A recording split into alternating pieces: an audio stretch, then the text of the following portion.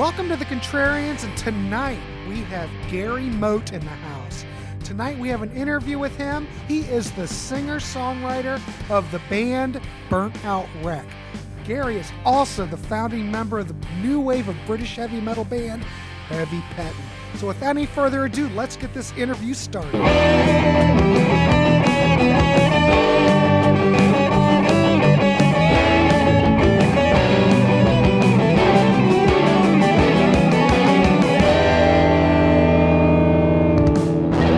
I want to welcome Gary Moat of Burnt Out Wreck here today. You know Gary's work. They've put out 3 records. We're going to get into that and talk about that. The latest record was Stand and Fight that came out November 18th of last year, and we're going to hit that.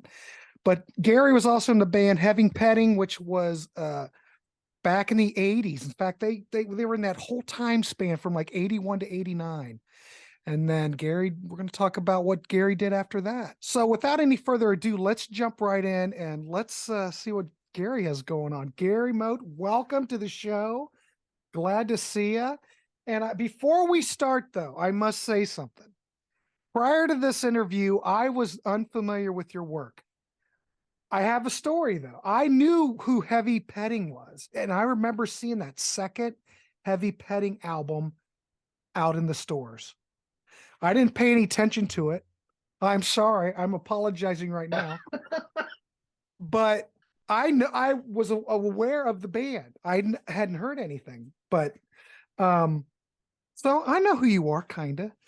But I never checked any of that stuff out. But when we were doing this interview, and we're going to talk about the newest record, Burnt Out Wreck, Stand and Fight, I'll tell you, I was totally blown away.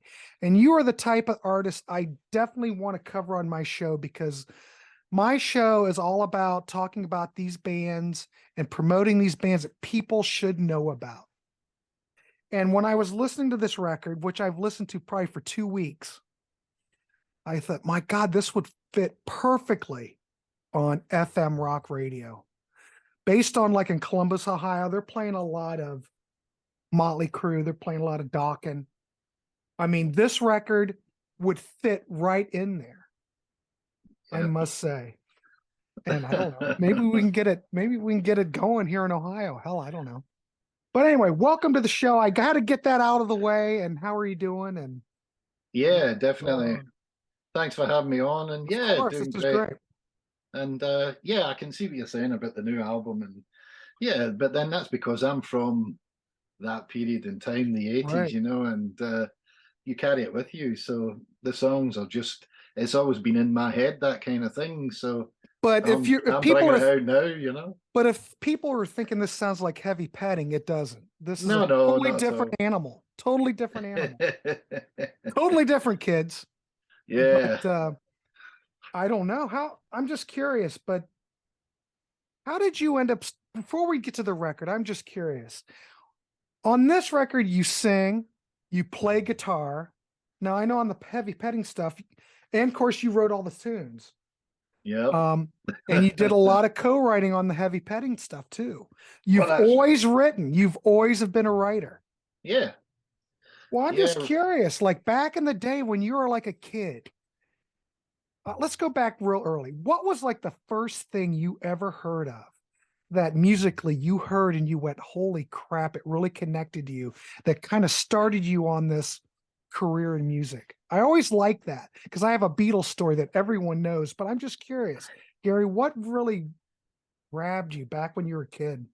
You know, like you say, obviously I was born in 61, so we're talking my mother playing Beatles songs. Yeah. You know, and I remember watching Speedy Gonzales and stuff on a little tiny black and white screen, you know, and TV in the living room. So we were probably lucky, I guess, to have that back in when I was before I was 5 anyway.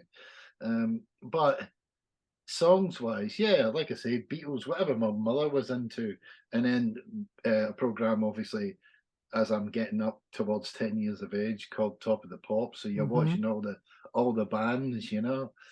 And round about that kind of time, I suppose then you start thinking, okay, so I like the pop stuff, but what's this heavier sort of sound? What's this rock? People with long hair, and that kind of thing, So I was drawn to that, and funny because I'm going to say the Osmonds, maybe, Well, you can say the Osmonds here. and Crazy Horses, Okay, yeah. because that track is absolutely rock and roll. It's just bonkers. And so if I must have been about 10 or something when that came out, I'd reckon. And so, that T-Rex suite, anything coming through that was rock, but not the older generation, which is Sabbath, Zeppelin, that's before my time, I come in after that and come into Status Quo and Thin Lizzy and then AC/DC and then the list is obviously endless, Well, you mentioned those bands. I mean, I could hear those influences on this record.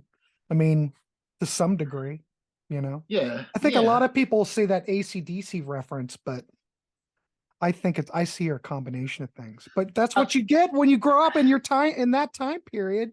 Those are all going to influence your work, I think that's right, but the same people should just think, where did AC/DC get this from? It's from the blues, it's like, where did Angus come from? He came from Chuck Berry, not from his loins, but he came from Chuck Berry. All those riffs are Chuck Berry. He watched them goose stepping up and down the duck walking, and with his guitar on stage, and where did all the blues artists get the blues and just keep playing the blues? And the blues is still the blues that it was years and years ago. It's not moved on. It's still the same thing. So I just say that what I'm playing is blues rock, and I happen to sing that kind of register that puts you out into the AC/DC, Crocus, Airborne. Except, I thought Accept. Yeah, Accept, Love Accept, we toured in the States with Accept in 84. Back in the day? Back in the day, Nice. Very good. So, yeah, I mean, Udo's got a higher range than myself, of course. No, but I thought your vocals, when I heard them, I went, holy crap. I mean, this was serious stuff.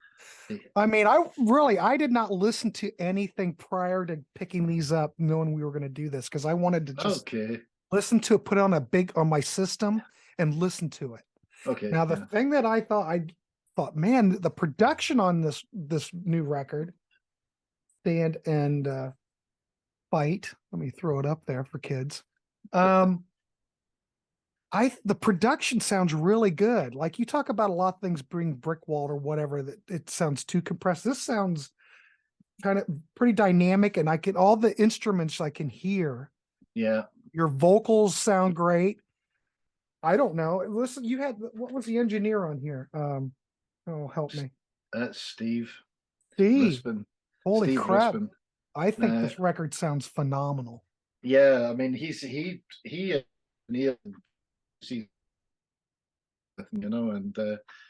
and he's just an awesome guy, he's worked with many prog bands, actually, Right. But he's about the same age as me. I think he's a couple of years younger, and he has just got a great set of ears, and he understands what I'm trying to do. So instantly we were like, yeah, we got chalk and cheese, we're straight in there, and that was it. Well, it's good. Well, it's good to be on that same wavelength, or you find someone that you can work with like that, especially like an engineer or a producer or anything. Holy mackerel. Yeah, he produced Asia and Yes, or some of the two bands he produced. Yeah, and many, many more. Yeah. So that's good. I did see in the liner notes, you mentioned Steve Lillywhite in the thanks. Yeah, thanks to Steve, yeah.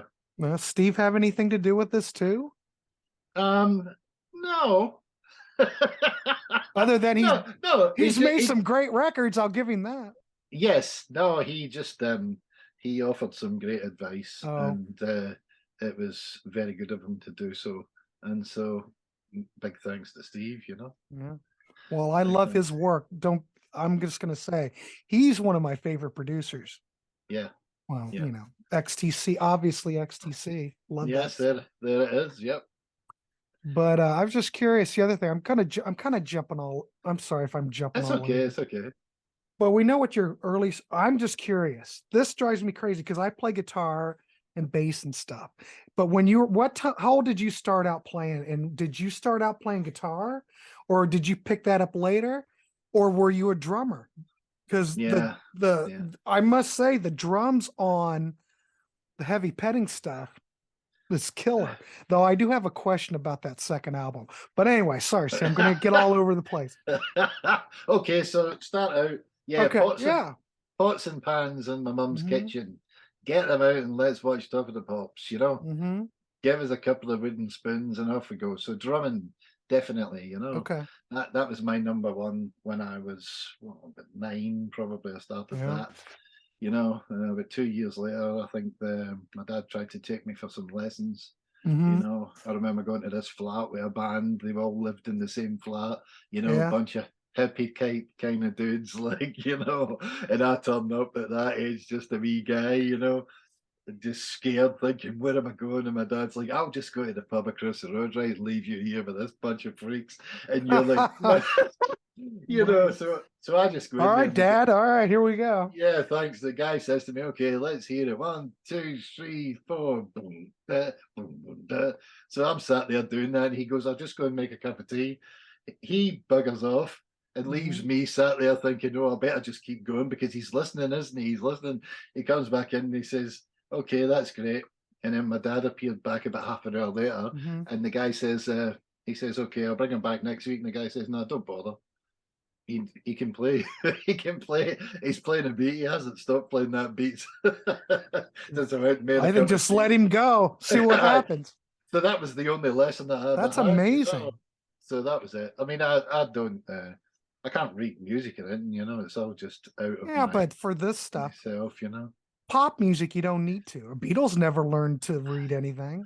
You know, that didn't stop them. Yeah. You know, so that's where it all began.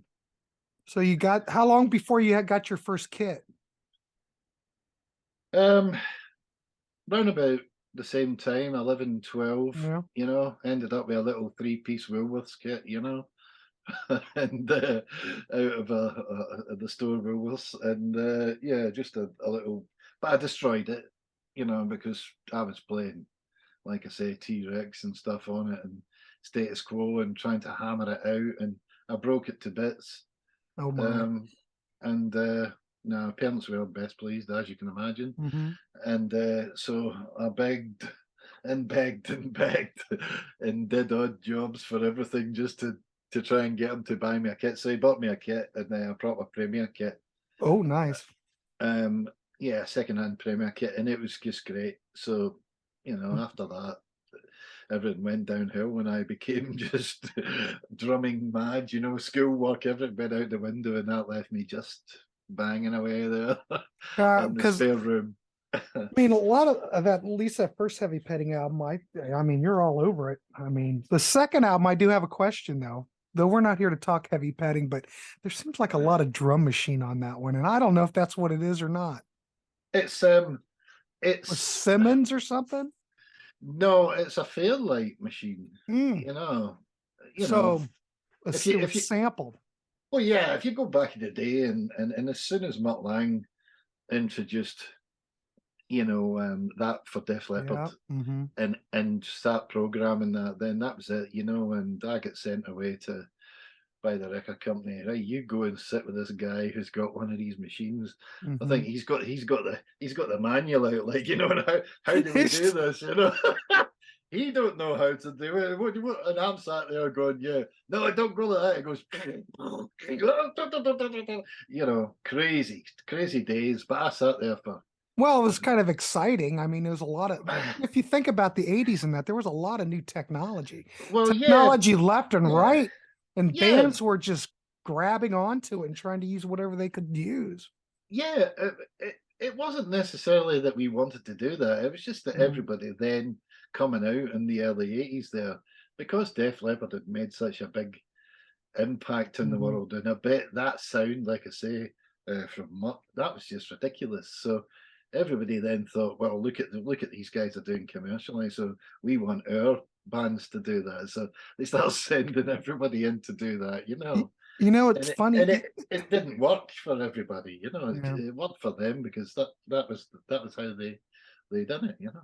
You know, I know we're talking Def Leppard, but if you listen to like Highway to Hell, or if you even listen to Foreigner 4, none of those records sound anything like any of the Def Leppard stuff.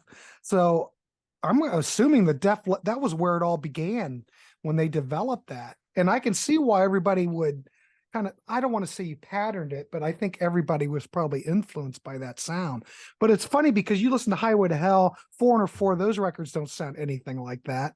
Yeah. You know, it's just, I don't know, just interesting. Oh, yeah. No, it should be natural at all times, you know, and, you know, many people in the past have had massive drum sounds. It's not, it wasn't the way to go, but that was the way that you were sort of pushed towards, you know. I mean, had you been in the studio prior to the heavy petting stuff? Had you been into I don't know what your history prior to that was. Were you in any other bands as far as anything that was, had you recorded in the studios? Basically, I want to know. Yeah, we'd been in and out of studios. I mean, basically from the age of like 13, 14, you know, you had Gordon Bonner from Heavy Pen. You had myself playing drums, Gordon guitar, and Brian Waugh playing bass. So we were called quite a few names, but yeah, I saw one. But we were called Weeper. And then and then we became a 2-guitar band, and we played a lot of Thin Lizzy, a lot of Status Quo. We played a lot of covers. And then as we got older into our late teens, we started going into recording studios and recording our own stuff. You know, so eventually we became Heavy Pettin in early 80s, right? When we made it a 5-piece and decided to get a singer and, you know, really go for it. So and try and go for it, yeah. And you know, so but the three of us were always there because we were the three people that were there forever, you know. For the beginning, yeah. Yeah, and all songwriting and all together, you know, it's all from back in that time. And since we're talking about that real quick, I just want to mention to everybody that those heavy petting CDs have been re-released, and Gary's got his own label that he's put those out through. So if you do search for those and you have any interest in those are available. So, well, yeah, they're out on a label called Burnt Out Records, you know, and basically that is like, here's one. This is the third record that was delayed. Yeah. It's an interesting story, but anyway, he's got his own label. So go ahead. You can talk about that real quick if you want. Yeah, it's not my label. That's the quickest way to go with it. It's my wife's and manager's. Oh, really? Label. Oh, okay. Okay, so it's Claire's label, which she's called Burnt Out Records, and that is how that came about. It didn't form to release Heavy Petting stuff. It's just that we were putting it out so that the Burnt Out Rec stuff was going to come out in Burnt Out Records. Okay. And then the offer was there to, you know, she took it, and that was that. So she put them out, you know. Oh, super. Well, at least they're out there. That's great. Yeah, you can't get Letting Loose because Letting Loose sold, and you know there's no more in the foreseeable future get into it again, you know. So yeah, because you had these are still licensed through what, Universal or whatever.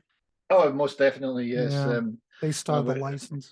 You wouldn't like to know about Heavy Petting and Universal, but never mind. That's for another. Yeah, that's a whole other show. Well, anyway, they're out there. I just thought I'd mention it in case. Yes. You know, why not? It's great stuff. You know, the thing is, I don't think that your Heavy Petting ever really took off in the States. I don't ever remember anything. Did you ever tour over here back in the day? Yeah, definitely. In 84, we came over. We toured with Saxon, Accept, Moat through. You know, we done. I'm sure that was a wild period. It was. We done a club tour with Rat. That was. I think that was the most exciting part, really. You know, Mhm. going out. It'd be Heavy Pettin on first, then Accept, and then Saxon on the Holy Crusader crap. tour. You know, and for us that blew our minds because Yeah. we came from Glasgow, and just all of a sudden, here we are. We're in America and playing in the 10,000 Oh seater my stadiums God. or whatever, or people stadiums. You know, Just so it can't was good. It was imagine. great fun. Yeah, and done a club tour with that, and like I say, and that was just very enjoyable. And then we got on to what the Shout at the Devil tour. So Mhm. you know, we were on that. We Accept as well, and obviously Multi Crew, and that was just ridiculous. It's really the Well, only you one that I could survived it. use I'll for give it that. that. You're still here to talk about it. Yeah, yeah. But that's a whole show in itself too. Is it? Yeah. Anyway, Heavy Petting, we broke up in 80, what, about 89? Is that when you guys called it a day? Yeah, yeah, Okay. definitely 89 after the Big Bang, the third album, you know, and we broke up, and Hammy went off to America, and we stayed here, and myself Mhm. and Gordon formed another band called Mother's Ruin, and sort of just done through the 90s, just here Mhm. and there, gigs here and there, you know, and just Right. sort of But writing you songs, did, that kind of thing. yeah, did you just keep on writing all through that? I mean, because like you were on all over this Heavy Petting stuff. And of course, like on the new record, I mean, it's pretty much your baby. I'm just curious. You just, I guess once you're a writer, I'm sure you probably just kept writing. I don't know. Just curious. Well, you do, because you can't stop, you know, it's like Right. you can't stop, you know, it just happens, you know. I mean, I got this thing the other day. You What's can that, look an at it, yeah. SG? Yeah, Nice. you know, and it was £30, you know, Mm-hmm. right, which is nothing. It's not a Gibson, but it's a copy, you know, but Mm-hmm. you know, Well, what did and you pick? I know this is jumping the gun. We're talking songwriting, but there's no way you can do this in an hour hardly. When did you pick up guitar? When did that well, happen? Were you well, playing it? that happened back when I was what 12, 13 as well, and Okay. you know, because you know, I had an old beat up acoustic with two or three Mm-hmm. strings on it, and you know, and obviously writing songs as we did when we were that age, myself and Gordon, and Gordon showed me some chords, and then again, you just go away and start doing it, and you figure it out. Where are they Mm-hmm. going? All right, they're going up here. So, and then And that was it. So that started that. I'm assuming that's what you write on then, or do you have play piano or anything like that? I can play keyboards, but Mm-hmm. not great, you know. But I can add keyboards to a track if I have to, Mm-hmm. you know. And especially with the computers these days, you know, it's far easier, you know. Yeah, you could do Garage Band or there's different programs. I don't do any of that, but I'm Yeah, aware of it. But yeah, yeah. now it's a lot different. It's a different world, you know. Well, that's how I write. I just pick the guitar up, Mm-hmm. just put in a straight beat, you know, and nothing fancy, and Mm-hmm. then I'll have the basic idea going, and then I'll just have the whole song. Don't put any drums in it apart from just a Mm-hmm. straight beat, you know, and you know, because why bother? It's just a waste of time, you know, until you go Well, in it's the a studio. demo, you just want Yeah, the until you band to go in the learn it or studio. whatever. Yeah. That's right, yeah, and then knock it out and see what happens. So anyway, band broke up, blah blah blah. Time goes by, Yeah, and eventually you families. start out this band, Burnt Out Wreck. How'd that come about? Because Yeah, wasn't it really you? What I read, I just want to make sure I read that right. You were doing a lot of this yourself, playing guitar, playing the drums. Was it on the on the first album. first one, right? Yeah. It's basically all you're like the Foo Fighters first records, like where it's all Dave Grohl. Um, you're like another Todd Rundgren doing everything your own way. Well, you know, it's a curse, isn't it? You know, Well, when you but can play, you can write, you can sing. I mean, yeah, holy yeah, crap, yeah. Gary, you're like a machine. The only thing I don't do is play lead guitar. You know, I can do little bits, but I can't. You could get by. I don't get anything fancy going. Mhm. But yeah, I mean, I mean, what was it? Did you get to one point part of your life and you went, you know what? I think it's time to put out something. Is that what happened or what? Yeah, just pulled out a bag of songs from under the bed as you do, Mm-hmm. and said, they can't stay there, and I die, and nobody gets to hear the songs. Mm-hmm. I didn't die back in '89. When Heavy Pettin split up. No, you kept going. There's so many songs from keep coming at me. But anyway, so that's what I decided, and I thought, right, into the studio. 2016, Mm-hmm. booked a studio, met Steve, as we know, we spoke about that, and just decided to go for it. And I played drums on about 5 of the tracks, and Mick played drums on 5 or 6 of the tracks. Mm-hmm. I can't remember now how many's on it, but yeah, Mick ended up. He's the drummer that's in Heavy Pettin at the moment. He was in our band Mother's Ruin for years, so he was there and kicking about. So that's how he ended up with the job there. But anyway, so I got him in to do that, and he done half of it, and then that was that, and I done the other half. I played bass, played all the rhythm guitar, done all the vocals, and and all the backing vocals, and just that's how it came about. And put it out, and everybody said, "Oh, here's the drummer from Heavy Pettin." Well, look, there he is. And then said, "He's bloody good," and you go, "What were you expecting?" Were you somebody grunting? Well, they were in probably the thinking, background? well, they probably thought, well, this doesn't sound anything like Heavy Pettin, Yeah. But You that's were all right. You've got to do you. You've got to be who you are, But I Yeah. mean, those vocals that I don't remember here. Did you do any vocals back in the 80s? I mean, you did background vocals, but did you sing lead on anything back then? Not on any of the tracks. Man, that's too bad. No, I mean, I was songwriting, obviously. I mean, Rock Ain't Dead's Mines. It's like that's from me. Well, like on the Long Time's first Love is record, I Mines. mean, on Swallow, were you anticipating doing the vocals on that originally, or were you looking maybe to have someone sing that? But then you get in here, you already did the rough vocal, and you're going, Nah. you were just going to do it. Oh no, I knew it was Mines. Okay. From 91, 92, when we started the other band after as we say, Heavy Pettin sort of. From 91, 92, I was writing the songs with Gordon, and I was singing it because I was making up these melodies and stuff and thinking, well, this is all right, isn't it? So we just said, okay, I was going to play drums, but then I just said, no, forget it. I'll sing it because we'll never find another singer, No, so. no, you need to keep singing. Yeah, exactly. Like I So said, that's where that went.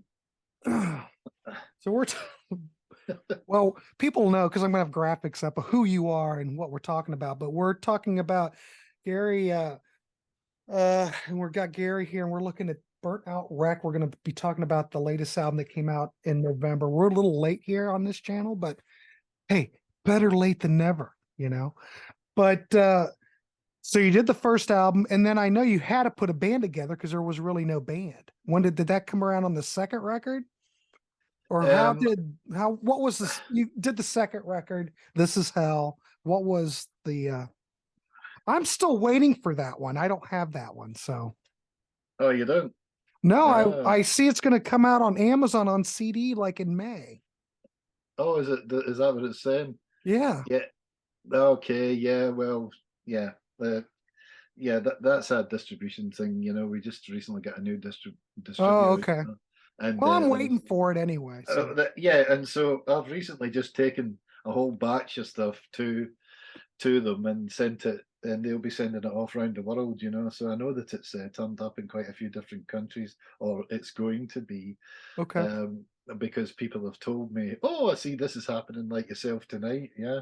Mm-hmm. But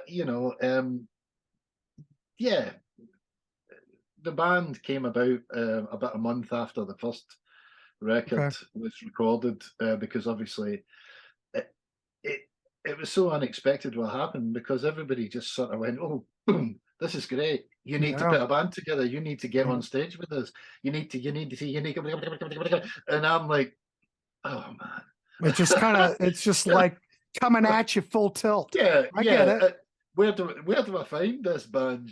So anyway, the word went out, and we got everybody that we ended up auditioned quite a few people here and there, and it was all such a rush because that was near the end of obviously 2016, and we had this festival gig booked for January.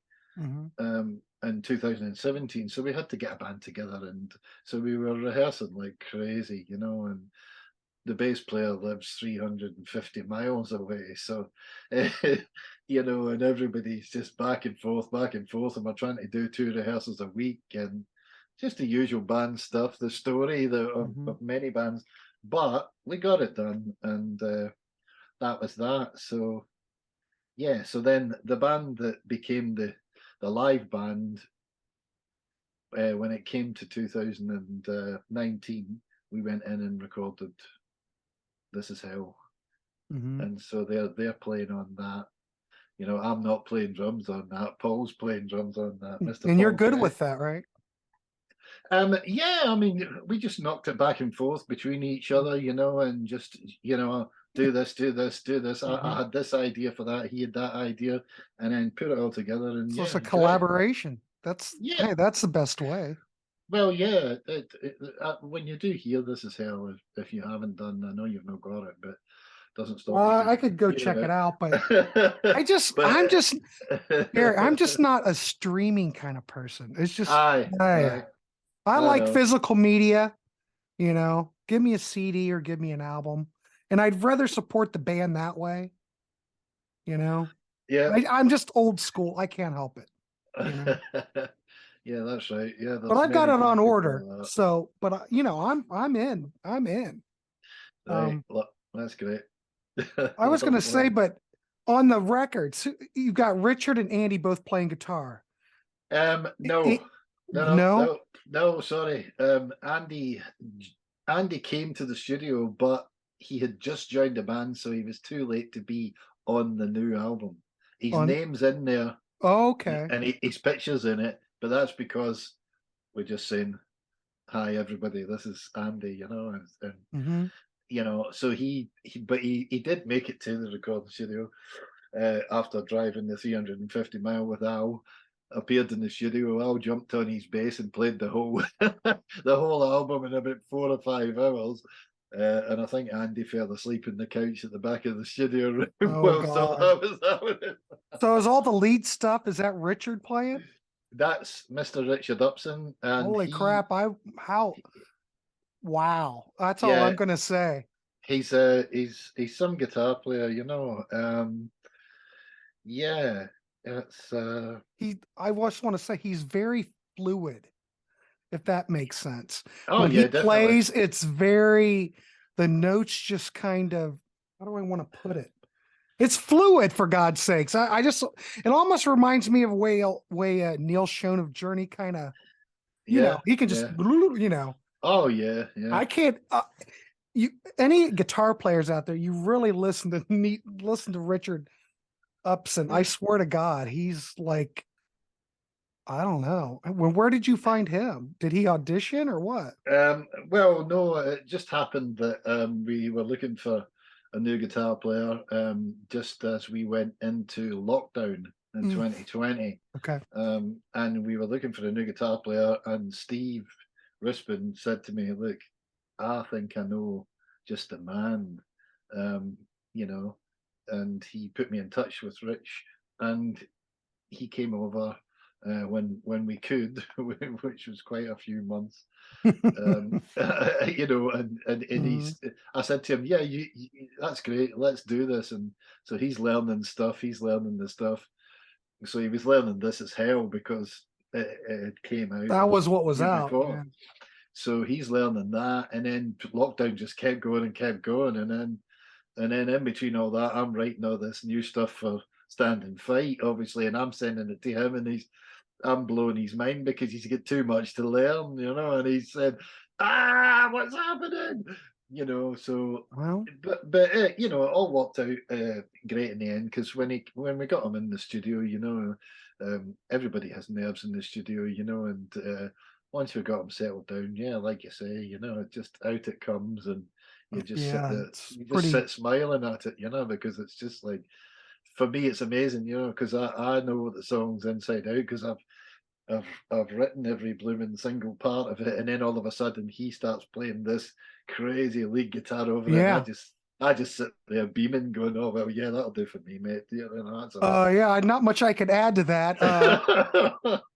Yeah, No, yeah, he's incredible. Well, the whole aye. band though, Yeah, yeah, they are. You know, they're uh they're like a machine. I'll yes, leave it at they're that. very good. They're very good. Yeah. So hopefully we'll get the chance to do another one, and then yeah, see how that goes. And Andee will be on that one. You know.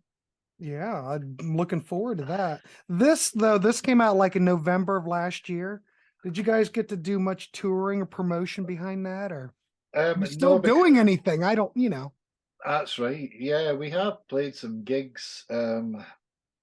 Yeah, we did play some gigs last year.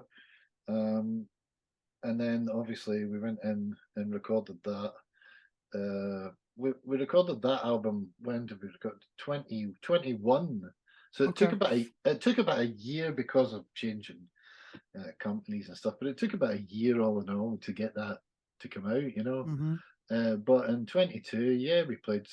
I'd say about a handful of gigs probably, but we tend to play at sort of these festival type things, you know, Well, not the massive ones, but big enough, you know. well, if you play that festival thing, you get a lot of people can get exposed to But that's right. you guys, You know, especially the way things are these days, you know, with finances and, you know, venues shutting down, you know, it's just like Yeah. it's a crazy time. But anyway, enough of that. That's doom and No, gloom, but that stuff. that is doom and gloom, but it is just the way it is. I know. And a lot of these festival shows, that seems to be where everything's going Yeah. to some So degree, yeah, yeah. So but yeah, we've got quite a fair few gigs every month, starting in when is it? June, I think. April, actually, April. Well, I'm we're damn near in April. yeah, April, May, Mhm. June, July. We've got gigs. We got August. There's some in August, and then there's a couple of festivals. Um, Hard Rock Hell, I think it is, and that's probably at the end of the year, probably Novemberish time. There's another couple of things in between, and we're getting offered gigs here, there, and everywhere. Mhm. Keeps coming in, Well, but good.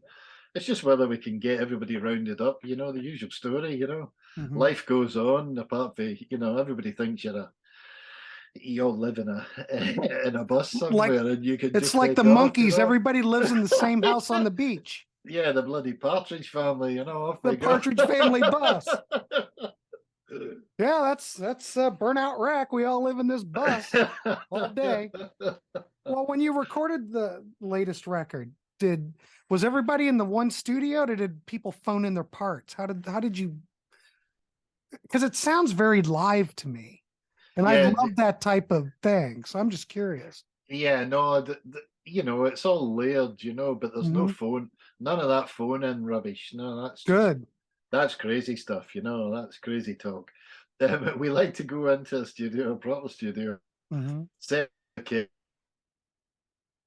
a good basic sound going, Hmm. you know, and basically play along to the demo, Hmm.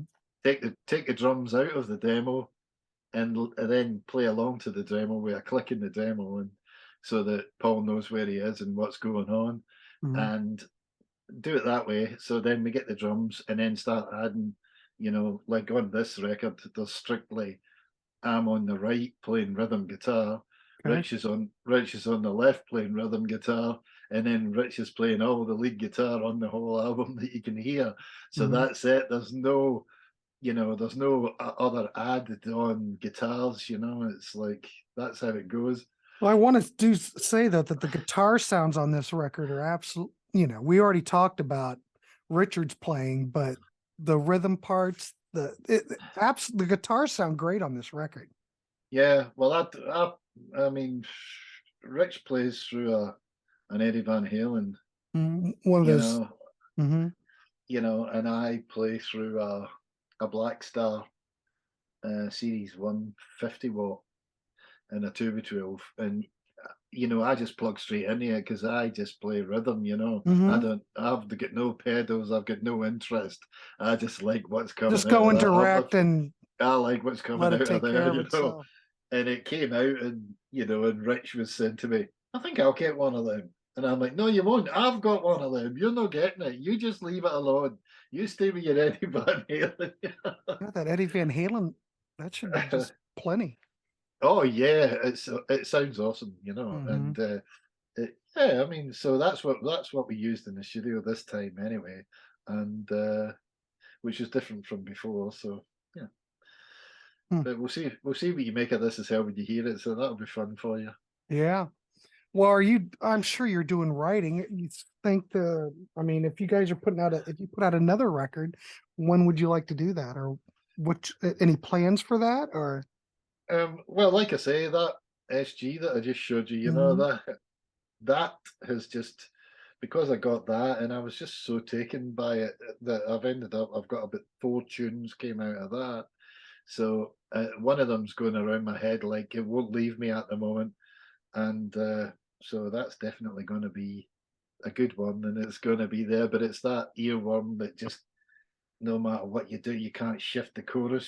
So But it's kind of cool though, because if you can get like a new guitar or something that can, your creativity just kind of takes off.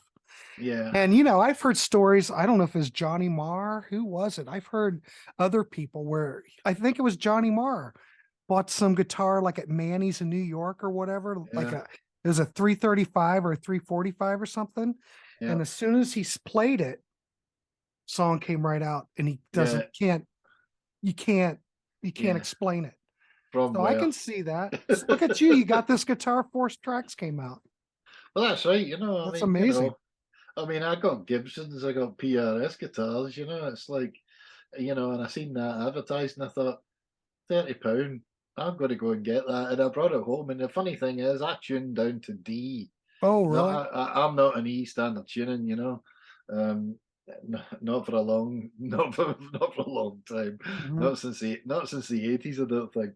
But so when I got it, it was in E, it was in standard tuning, it was an Mhm. E, and I think that's what done it. As soon as I plugged it in to my little recorder here that I've Mhm. got, it just sang to me, and I thought, "Oh, that's different, isn't it? That's really nice." And out came these riffs, so that was great. Holy crap. Yeah, the things Well, that happen to you when you don't expect it. right.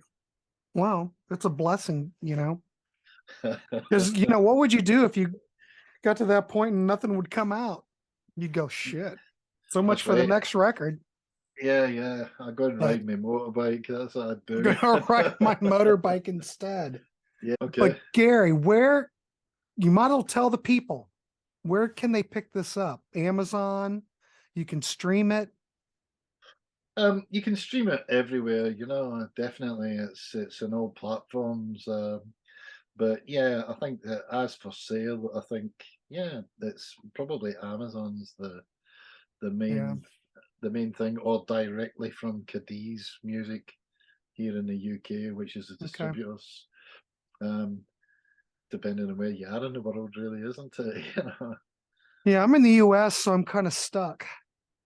But like I said before, This Is Hell is coming out because you had a distribution update or a new distributor. Yeah. So it's going to be out in May. So it's going to be available then. But yeah, I don't know. Is the first record still available? I'm just Yes, definitely. Swallow Swallow's still still okay, there. good. Yeah, that'll be the. I've taken some of that down as well, and obviously the new one is out and about. So So is there any yeah. chances you guys will ever get over here to play any gigs in the States? Yeah, I'd love to. I mean, I see, there's a lot of bands coming over here all the time. Mm-hmm. And like, it's like for us, it's, you'll see bands coming over, and they don't bring anything with them from the US, right? Yeah, they have to like rent everything because it's too expensive. Yeah, but what they want to do is they want to come from there, and then they want a support band to come support them, but they want to use the support band's gear. And then they give a list of demands of the standard of the gear that they want. And then they don't want to, you don't get paid, say you get £100 a night as a support band, right? For using your gear, and you're going to be there until they've finished playing. And then you've got to pack the gear up, and then you've got to go. How many hotels? How many? You've got 5 guys in 50s and 60s going around Britain on a tour. It's like, no, thank you. Right. I cannot do that. Well, we are daft or something. Blah, blah, blah, blah. Right. I get you. So for us to come over there and do that over there, it'd be a lot. It'd be a lot. Under the circumstances in the world at the moment, that is, would be just, it would just cost a lot. I mean, if we could fly over there for a weekend, play 2 cracking gigs somewhere, obviously. It would have to be worthwhile if it was like a big festival show where you'd get a lot of exposure. I mean, I don't know. What do I know? I know. But, it's the same as everything, isn't it? You don't get nothing for nothing, so you have to be laying out money to get on it in the first place. So, and unfortunately, the story of a rock and roll musician is bloody don't bother being one, because all you're doing is giving your money to everybody else constantly. Doom and gloom again, but sorry. Well, it's the reality, Yeah.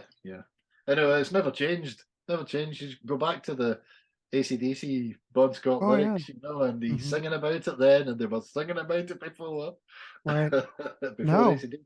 It's true. I mean, they think about it. Highway to Hell was a big record, but how long after that came out did he pass away? Did he ever really see anything? Because they weren't really that big until that record. You know what I mean? They weren't like really well known. I remember having the High Voltage album when I was a kid. What was that? 78 maybe? I don't know.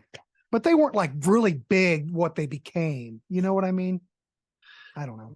Yeah. He may never really ever really saw like, major money. Yeah. I don't know. Back in Black kind of did it, so who knows what happened? I don't know. Yeah. Well, apparently it was called Back in the Black. Instead of being in the red. There you go. So there you go. Well, enough said. I guess we've covered it. I don't know. We kind of went through your whole life in an hour.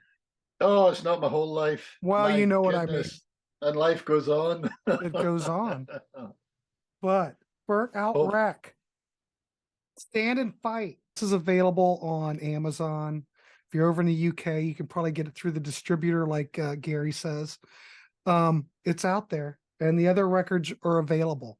And like we talked about before, Heavy Pettin, they're out there too. So if you want to pick those up, here's like a best of that's on Cherry Red.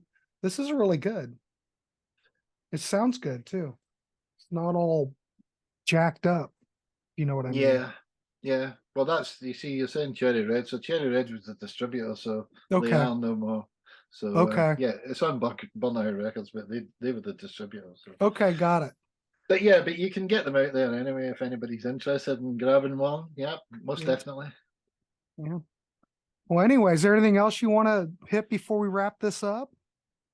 No, not at all. We've done all the stuff about gigs and stuff, and you've went through every single album of my life. Just very good. I love it. Good. Well and done. I don't just do this stuff. I'm just surprised. I think this was meant to be, because I think the new record, Stand and Fight's absolutely, and I just don't say that.